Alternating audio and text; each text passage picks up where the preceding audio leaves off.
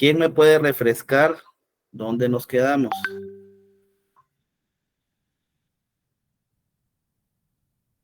¿Quién lleva bien sus lecturas, compañeros?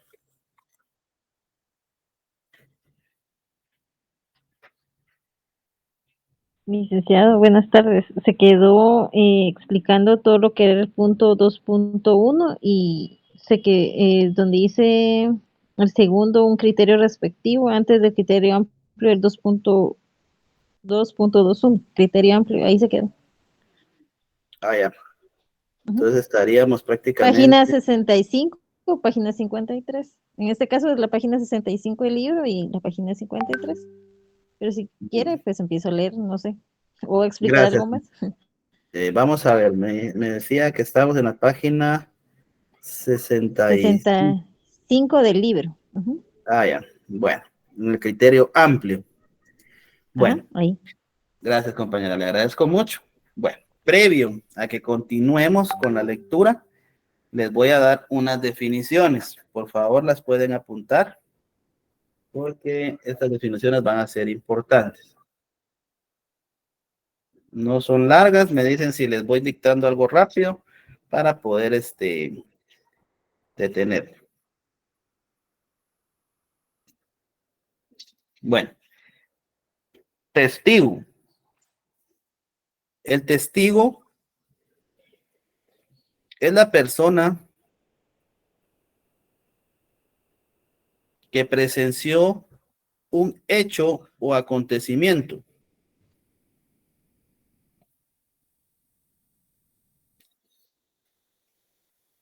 Repito, el testigo es la persona que presenció un hecho o acontecimiento relacionado con el caso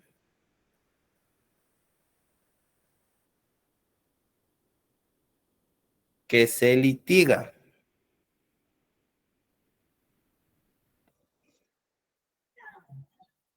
Entre paréntesis, compañeros, testigo directo. Cierran su paréntesis.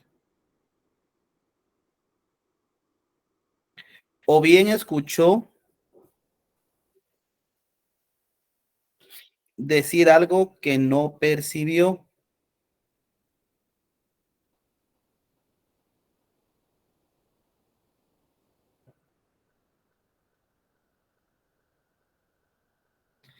El testigo de concepto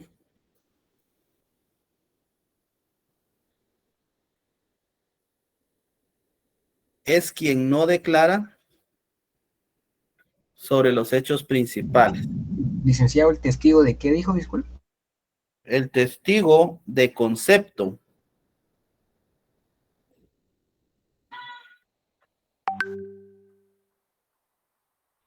Licenciado, disculpe, ¿puede repetir? Es que se trabó un poco su internet, disculpe. ¿desde dónde se quedó, compañera? Me quedé en testigo directo, por favor. Va. Testigo directo, cierra paréntesis. O bien escuchó decir algo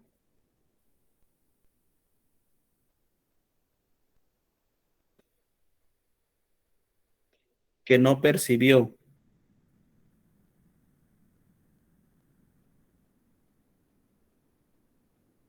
El testigo de concepto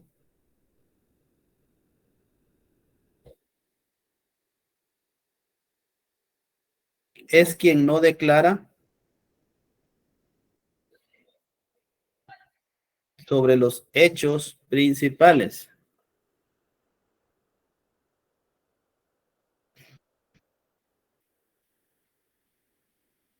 coma,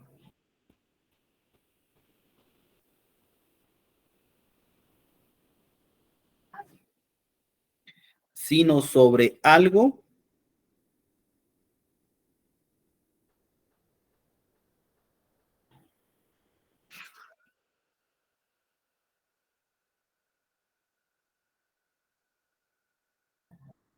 que sucedió antes o después del hecho.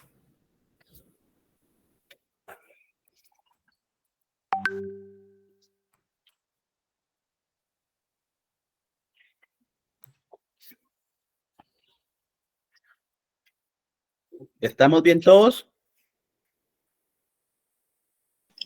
Sí, licenciado. Sí, Lec, muchas gracias. Bueno. Entonces, compañeros, testigo directo de testigos y peritos, podemos establecer que directamente el testigo es la persona que va a presenciar un hecho o un acontecimiento. Refiriéndonos directamente a eso, no podrán presentar a un testigo que solo diga, yo creo, presumo, pudo haber sido. No, directamente un testigo tiene que haber sido esa persona que estuvo en el momento de los hechos. En el testigo de concepto, que es quien no declara sobre los hechos principales, sobre algo que sucedió antes o después de un hecho. O sea, hay directamente situaciones en las de que previamente una persona pudo haber estado en un lugar y frecuentemente llegaba a ese lugar y algunas personas lo miraban de que ahí estaba, ¿verdad? Entonces algunas personas pueden decir, yo miraba que esa persona llegaba a tal y tal hora y se paraba en la esquina donde está el poste de luz. Y así pasó varias veces y yo lo vi algo extraño.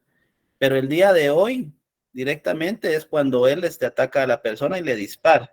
Entonces, directamente esos son hechos antes, porque ya venía con antelación esta persona evidenciando a qué momento llegaba a su víctima, planeó, estuvo a la alevosía, hubo ventaja, hasta el momento que consideró que se podía llevar a cabo el hecho, es cuando lo perfecciona y se consuma con la situación de un autor, ¿verdad? El autor es aquella persona que toma directamente parte del hecho y consuma el delito. Bueno.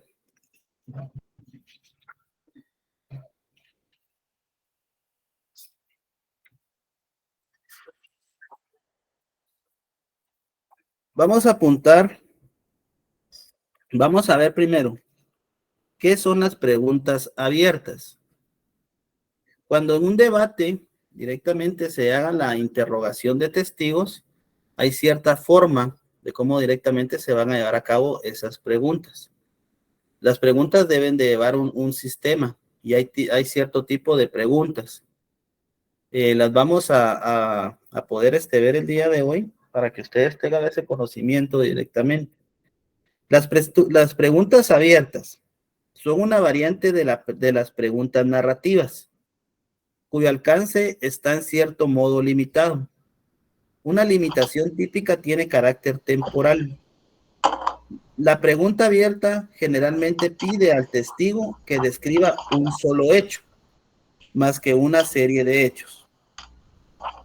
Según Bergman, son preguntas puntuales dirigidas a un hecho en donde la respuesta que se desea escuchar debe centrar la atención del testigo hacia un evento específico muy necesario de describir y que pruebe una proposición fáctica del litigante. Este tipo de preguntas permiten al testigo que declare con sus propias palabras. Regularmente se utilizan palabras interrogativas. Por ejemplo, ¿qué? ¿Cómo? ¿Cuándo? ¿Dónde? ¿Por qué? Entre otras.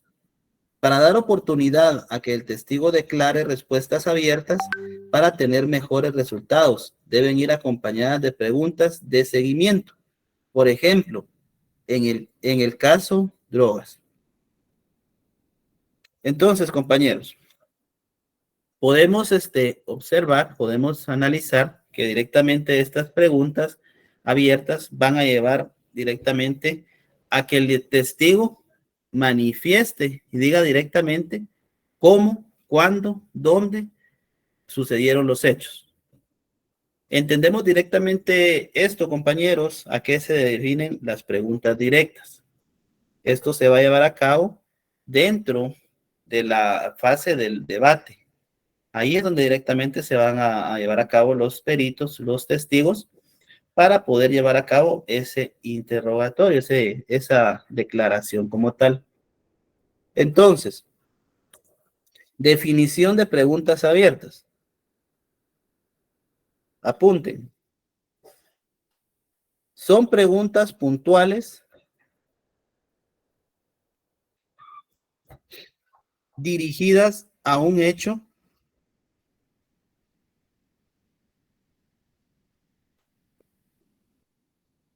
en donde la respuesta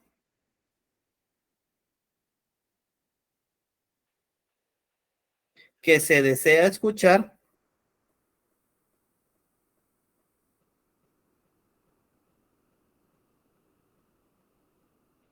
debe centrar la atención del testigo.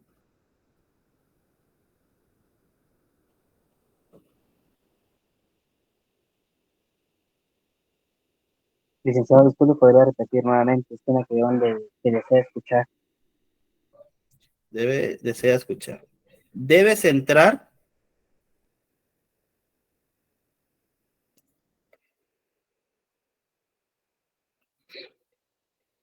la atención del testigo.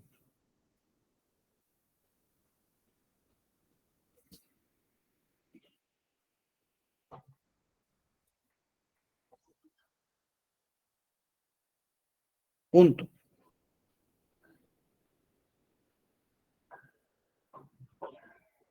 Entonces, ¿qué palabras se van a utilizar directamente que van a ser interrogativas? Apunten. Regularmente se utilizan palabras interrogativas.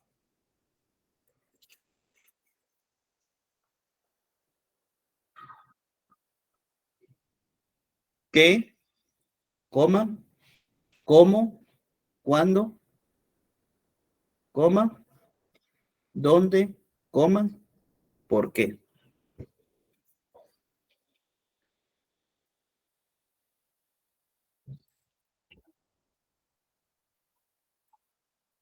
¿Estamos?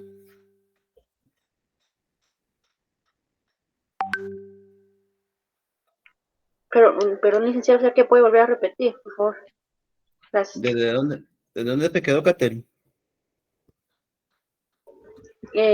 ¿Cuándo? Coma. Va. ¿Qué, Gracias. coma, cómo, coma, cuándo, coma, dónde, coma, por qué? Gracias. Bueno, compañeros.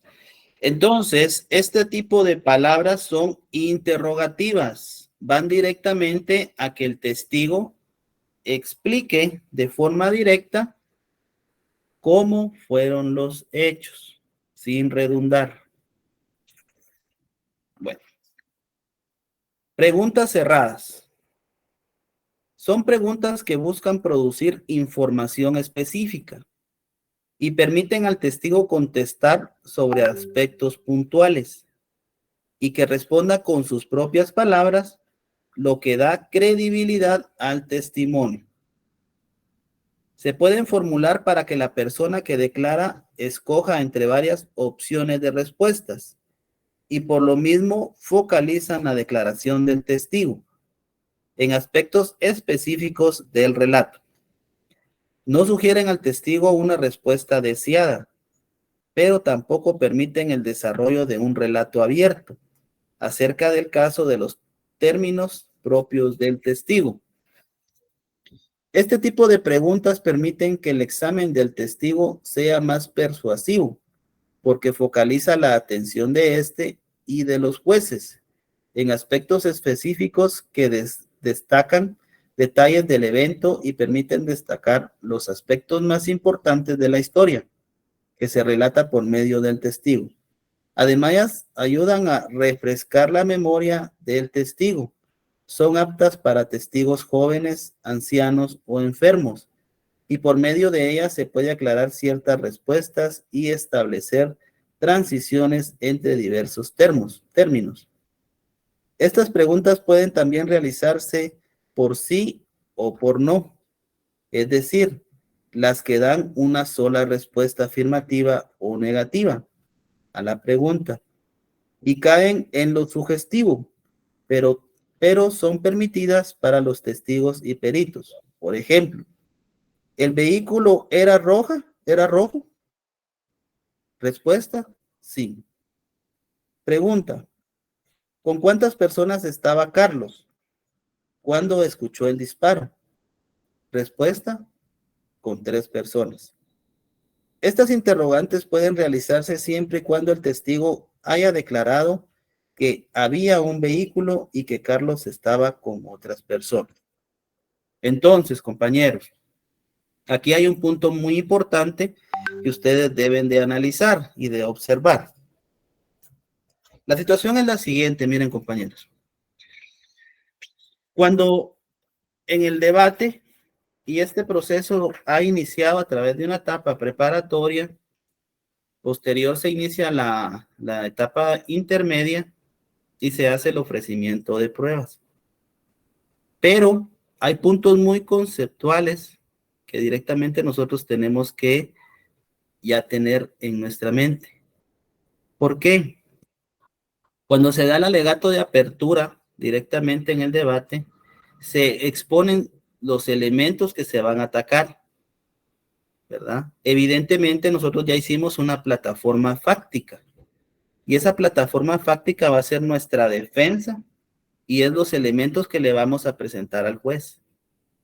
Entonces, al momento que se hace ese alegato de apertura, nosotros como abogados le presentamos, señor juez, si bien es cierto que hay una persona que falleció, una persona que perdió la vida, evidentemente es lamentable ante la ola de violencia que hay en Guatemala, pero este hecho, ahí nosotros tratamos de elevar un poco la voz para que el juez nos ponga la atención, pero este hecho no evidencia directamente que nuestro patrocinado, el señor Juan Pérez, fue quien le dio muerte.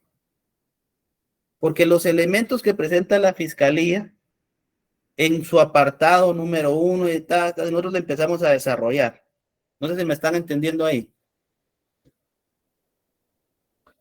Bien, Bueno, nosotros empezamos a desarrollarle al juez punto por punto por punto.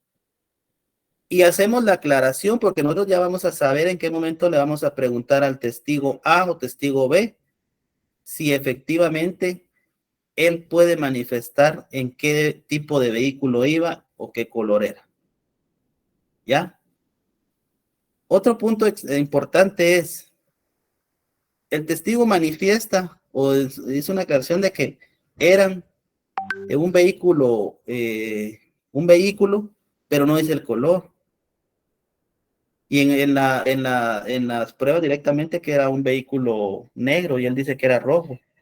Entonces ahí prácticamente, si él nos dice que es rojo y estaba como que era negro, prácticamente ese testigo va a perder su valor probatorio y lo vamos a descartar. Nosotros tenemos que ser muy objetivos en cuanto a las preguntas que vamos a ir a realizar. Otra situación en esta pregunta, ¿con cuántas personas estaba Carlos cuando escuchó los disparos o el disparo? Es muy importante que nosotros sepamos si a la persona que falleció lo impactaron una sola bala o fueron más balas. Porque del momento que él describa y diga, yo escuché varias detonaciones, ¿cuántas? Ah, no recuerdo. Hay duda, porque no recuerda. Otra situación, diga con cuántas personas se encontraba Carlos. Directamente él, si su declaración fue que estaba con 3 personas, tendría que decir que fue con 3. Pero ¿qué va a suceder cuando él diga directamente, ah, yo recuerdo que era 2 personas, o recuerdo que era solo él, solo Carlos? Entonces ahí atacamos y le hacemos ver al juez, señor juez, directamente hay contradicción entre la declaración y los hechos que viene a argumentar. Vamos haciendo nuestras anotaciones y vamos eliminando directamente esas pruebas y esos testigos que nos está presentando la fiscalía. ¿Ya? Esto es un contraataque, compañeros, porque la fiscalía va a llevar sus testigos. Ustedes también van a llevar sus testigos. Previamente ustedes ya saben qué les van a preguntar a sus testigos, porque directamente ellos van para ayudarles al caso, no van para perjudicarles más, no vayan a llevar un testigo que que ver a decir, sí, yo vi cuando lo mató, definitivamente no vamos a llevar a una persona que nos va a ir a complicar el caso ya de último en el debate. Pues nosotros previamente ya hicimos un análisis, ya les explicamos cómo se va a dar el desarrollo y qué preguntas directamente se les va a hacer, ¿verdad? ¿Entendemos ahí, compañero, ese tipo de situaciones en cuanto a las preguntas cerradas?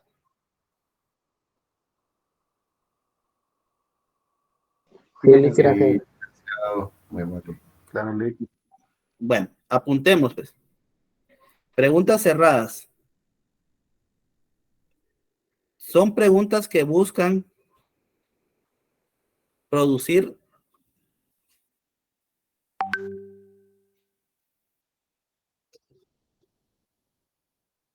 repito, son preguntas que buscan producir información específica.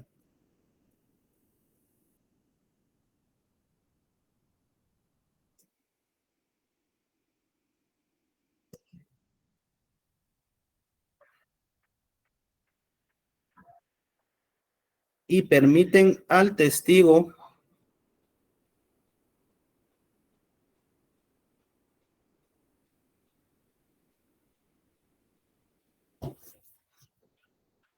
contestar sobre aspectos puntuales.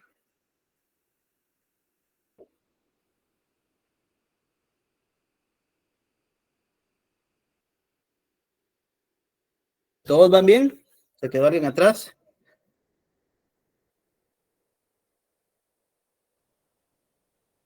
Todo bien, licenciado, gracias.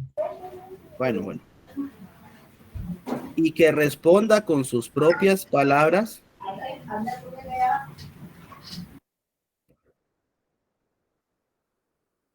Y que responda con sus propias palabras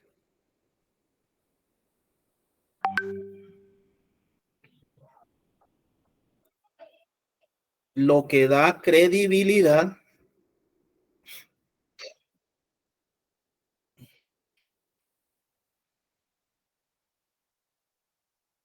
al testimonio.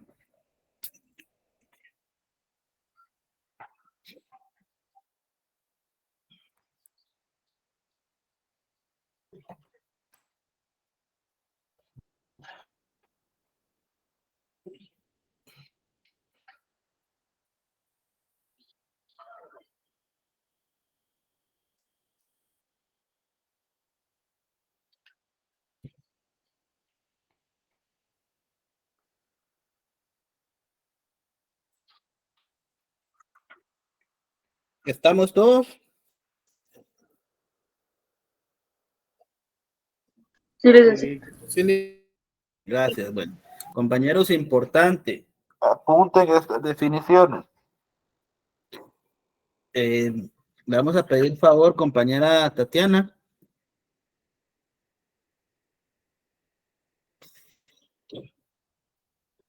Para el día de hoy, compañeros, cuando pasen su asistencia, el tema es la cesura del debate.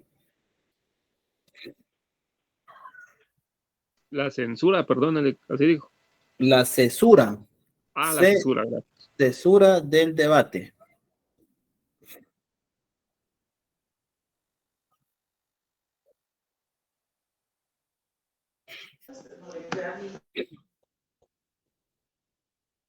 ¿Sí, compañera?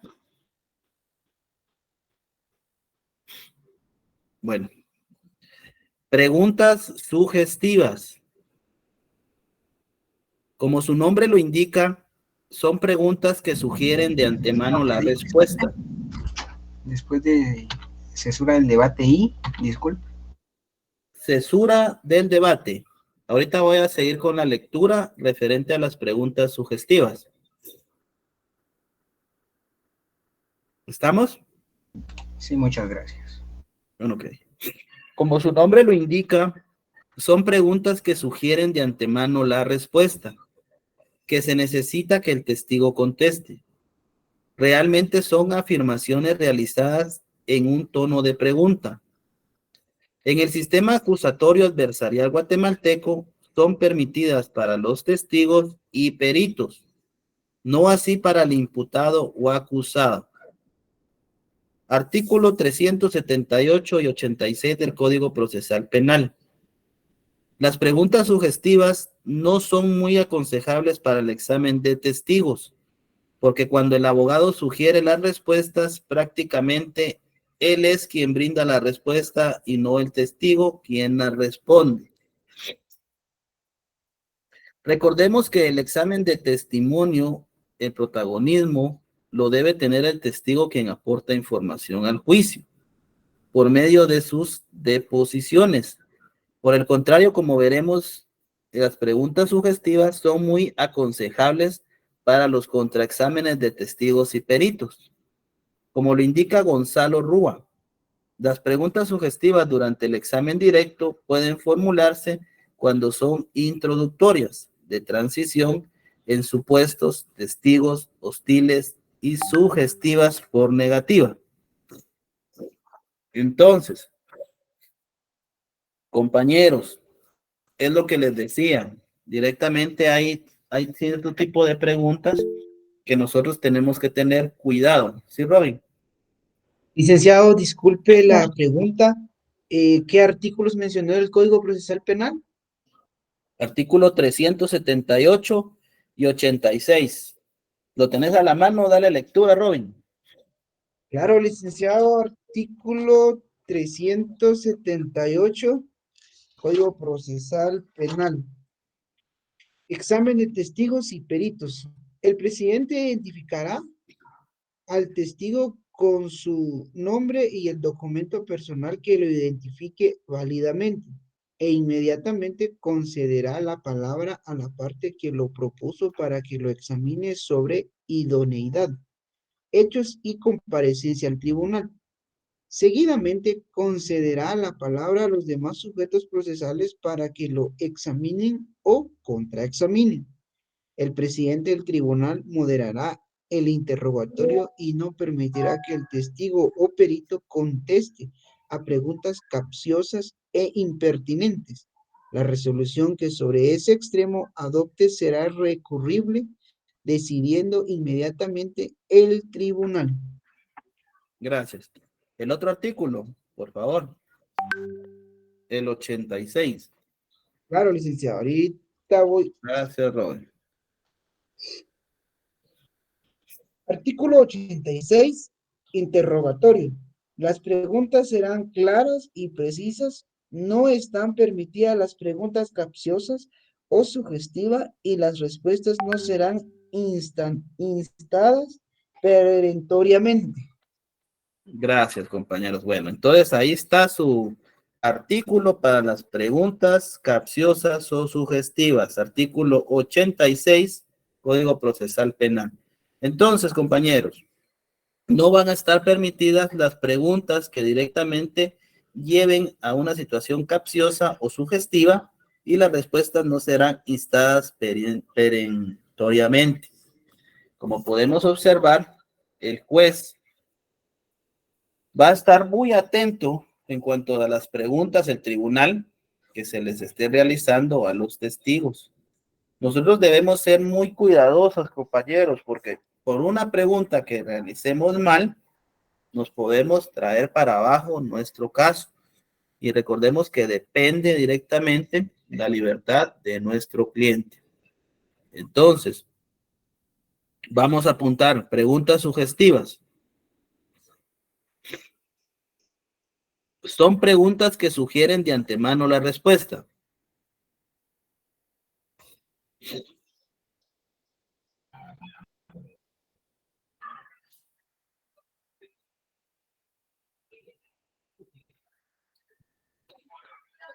Que se necesita que el testigo conteste.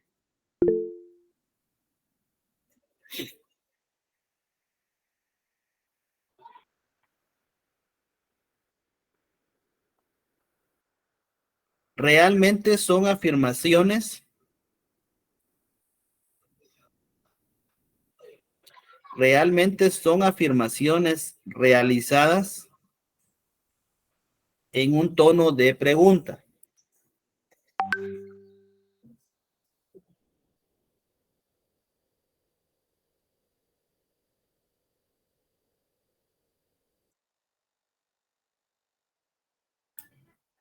Bueno, ojo acá entonces. Sí, Edgar. Perdón, Elic, en esto de las preguntas de primero dijo directas, luego cerradas y por último subjetivas, ¿verdad? En ese orden. Así es. Abiertas, cerradas y sugestivas. Abierta es la primera, pregunta abierta. Abierta. Ah, bueno, gracias. Abiertas, cerradas y sugestivas. Bueno, ojo pues. Las preguntas sugestivas no son aconsejables para el examen de testigos.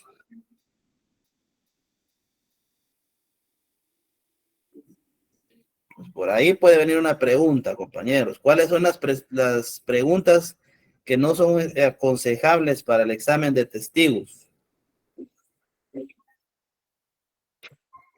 Bien, hasta las preguntas les digo yo. Las sugestivas. Muy bien, compañeros, ya bien. Fundamento legal para las preguntas sugestivas, compañeros. ¿Cuáles son las? 66. Gracias, compañera. Artículo 378 y 86. El examen de testigos y peritos. Ahí pueden enlazar sus artículos, compañeros.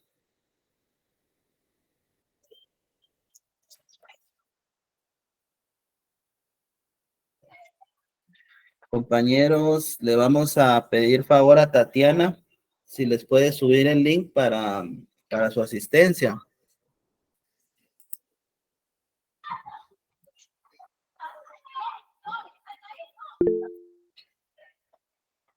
Ahorita con mucho gusto. Gracias, Tatiana. Y Kimberly. Aprovechando que interrumpió el licenciado, perdone, ya le envié el correo con el resumen y con el examen, lo que se me solicitó. Yo lo voy a revisar, solo terminamos la clase y te subo tu nota. Gracias, licenciado. Feliz tarde. Feliz tarde, Kimberly.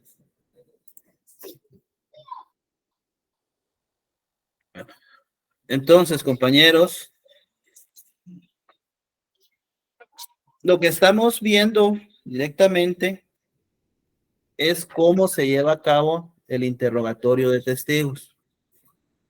La forma, miren, en una preespecialización directamente, por el tiempo no logra uno abarcar los contenidos más amplios, ¿verdad? Yo lo que les he estado dando son directamente las formas de que se desarrollan ahí sí que en el ejercicio como tal, para que ustedes al momento que se les presente ya un debate o una etapa intermedia directamente, ustedes ya sepan prácticamente, o tal vez no van a saber directamente del todo, pero ustedes van a tener ya una idea de que se deben de preparar, cómo van a ustedes a interrogar a sus testigos, qué testigos van a presentar, ¿verdad?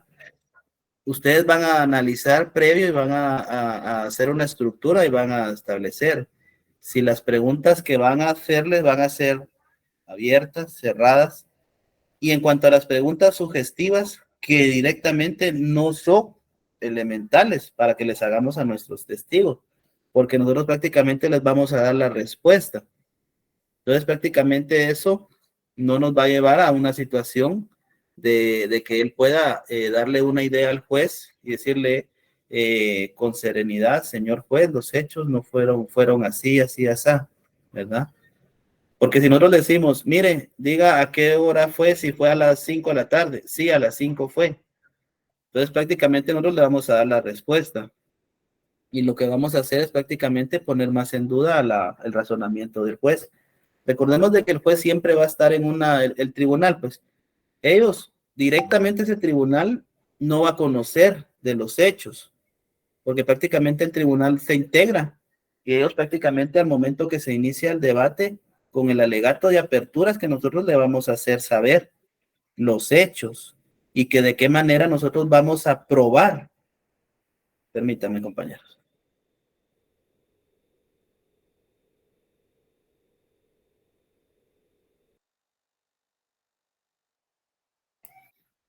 Vean, pues. Miren, pues el tribunal va a estar, se va a conformar. al momento que se inicia el debate, está fijada la audiencia, el Ministerio Público va a ser el primero, como en el orden de ideas, que va a iniciar con su alegato de apertura, ¿verdad? Muchos establecen que el alegato de apertura es un breve resumen de lo que se va a llevar a cabo en el debate. Pero miren, compañeros, esa ideología directamente yo no la comparto. El alegato de apertura es la clave para que ustedes ya dejen desde ese inicio cómo ustedes van a probar que su cliente es inocente. Esa es su primera herramienta como tal, para que ustedes le hagan ver al tribunal esos elementos que se están violentando, que las pruebas que se pretenden individualizar no tienen una congruencia específica o directamente no tienen un valor probatorio, porque hay inconsistencia en ellas. Pero ustedes previamente ya han analizado esas pruebas, ustedes ya saben dónde van a atacar, dónde están los fallos, en las conclusiones, en las declaraciones. El testigo A o testigo B tuvo una incongruencia.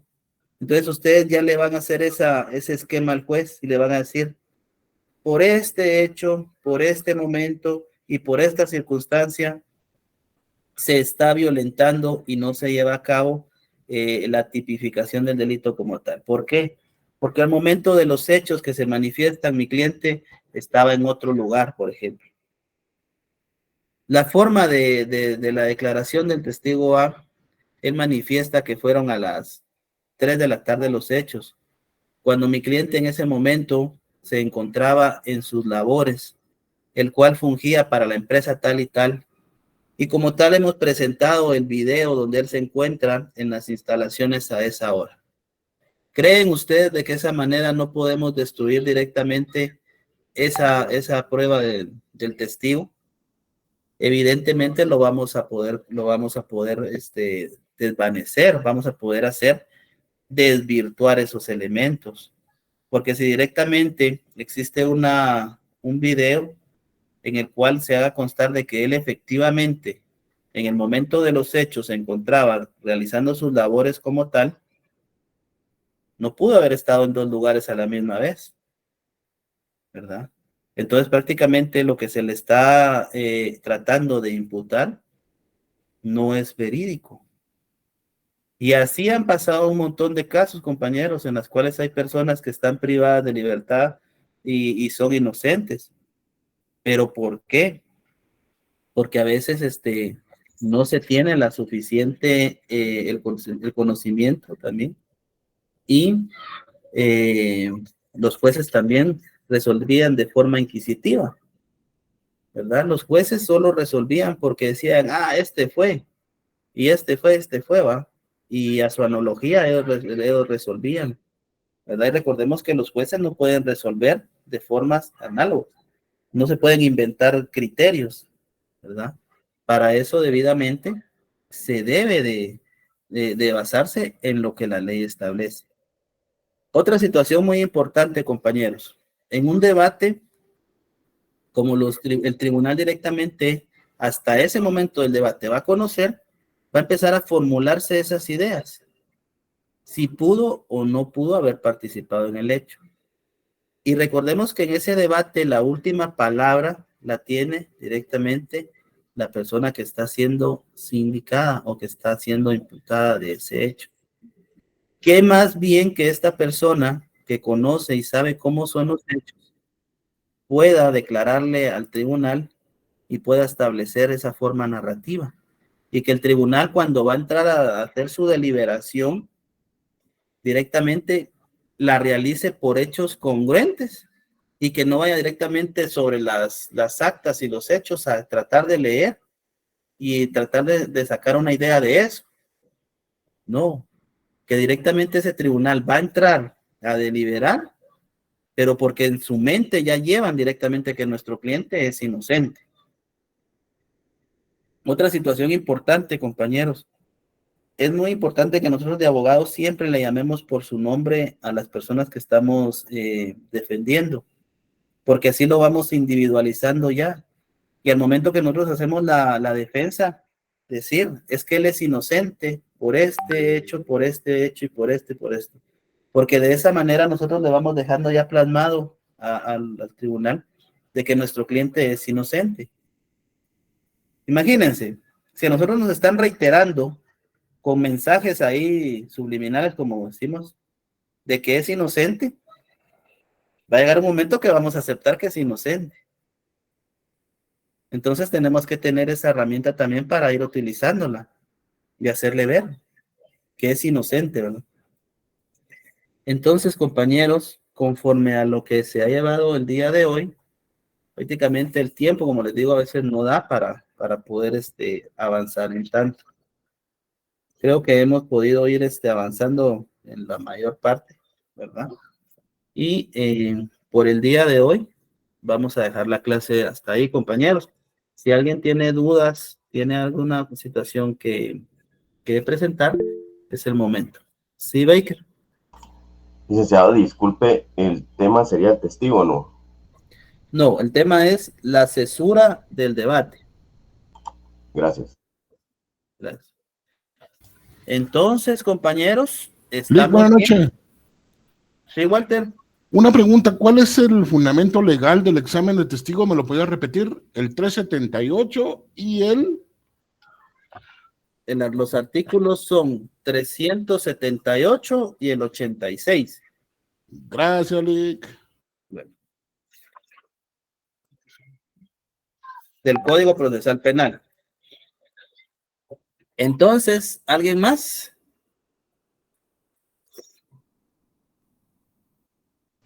Perdone, usted había indicado que las notas ya estaban en Classroom. La nota del examen, sí, compañero, solo de examen. No, ahí no se ha subido notas de laboratorio ni notas de los sistemas procesales. Solo está tu nota del examen. Gracias. Bueno. Entonces, compañeros, sin más preámbulo, vamos a dar por finalizada.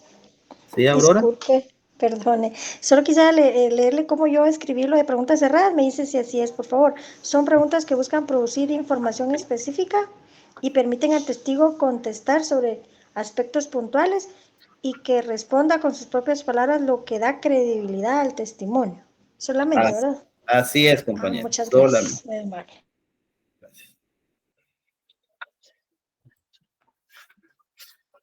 Feliz noche, licenciado. Muchas gracias. Feliz noche, Robin. Feliz noche, Lick. Feliz noche, Diego. Disculpe, licenciado. El día del examen todavía no tiene la fecha. El fin del examen.